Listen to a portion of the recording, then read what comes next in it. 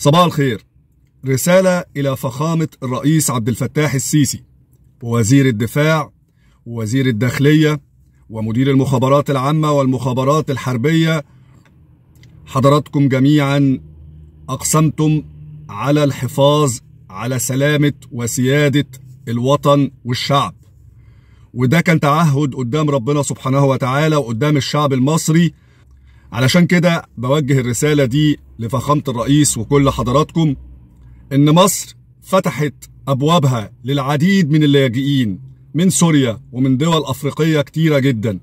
اللاجئين دول جم هنا وعاشوا بينا واشتغلوا وبيسترزقوا، وزي ما سيادة الرئيس قال مصر فاتحة إيديها لكل الناس، بس لما يقعدوا هنا يا سيادة الرئيس يقعدوا ويحترموا المصريين ويحترموا سلامة مصر وسيادة أرضها.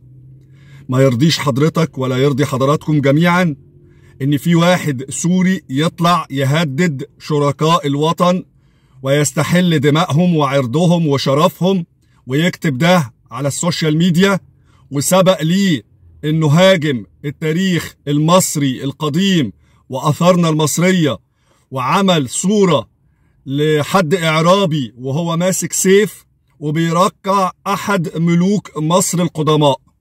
ده ما ينفعش إن لاجئ يجي البلد هنا ويهين أهلها ويهين تاريخها ويهدد سلامة البلد.